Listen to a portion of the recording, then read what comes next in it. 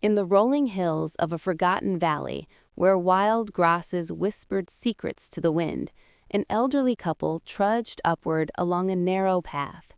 Elias and Mara had walked this route for decades, once hand in hand, now separated by a chasm of unspoken grievances. Their marriage had withered under years of resentment, sharp words that cut deeper with time, silences that grew colder than winter nights, and dreams each had buried rather than share. Elias, his back bent but his heart hardened, felt the weight of obligation like a stone around his neck. He wanted freedom, freedom from the woman who had once been his partner, now a reminder of every compromise and every regret. At the summit, where the cliff dropped sharply to jagged rocks below, he stopped. Mara paused to catch her breath, gazing at the distant fields that had once seemed full of promise. Without a word, driven by a sudden, selfish impulse, Elias stepped behind her and pushed. She tumbled over the edge in silence, a small cry lost to the wind. Elias stood motionless for a long moment, staring at the empty space where she had been. Then, with a strange calm, he turned and descended the hill alone. He told himself it was mercy, an end to mutual suffering. By nightfall, he was home, already imagining a life unburdened. But Mara did not die. She landed among soft underbrush and loose earth, her body broken but her life clinging stubbornly.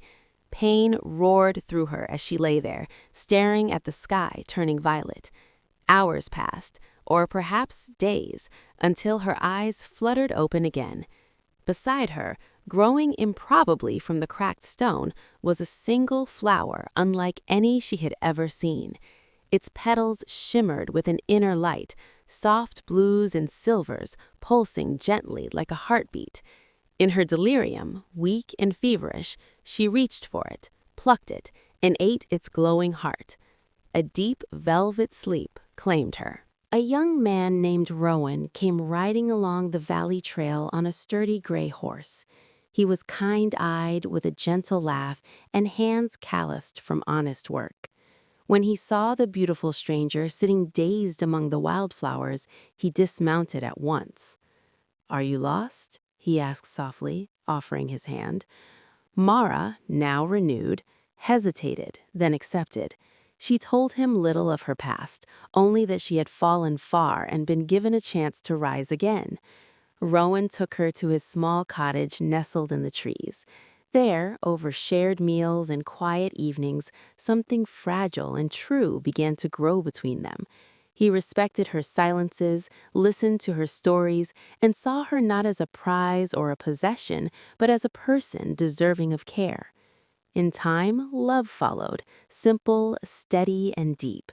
They married under an ancient oak, with the valley itself as witness. Meanwhile, Elias had remarried swiftly. His new wife, Leela, was young and radiant, with eyes that sparkled only when counting coin. She flattered him, called him strong, and soon convinced him to sign over his modest holdings. Then, one crisp morning, she vanished, taking the money, the jewelry, and every last trace of warmth from his home. Elias was left with empty rooms and echoing silence. His health faded, his pride crumbled. In the long nights, memories returned unbidden. Mara's quiet patience, the way she had mended his clothes without complaint, the small smiles she once gave only to him.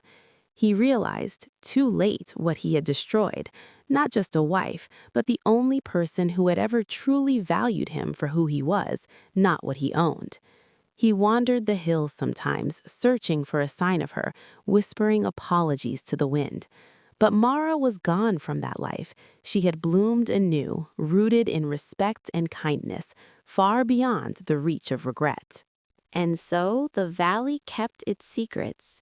That selfishness can push away the very things worth holding, while a single act of grace, a flower, a stranger's hand, a second chance, can bring forth a life more beautiful than the one lost.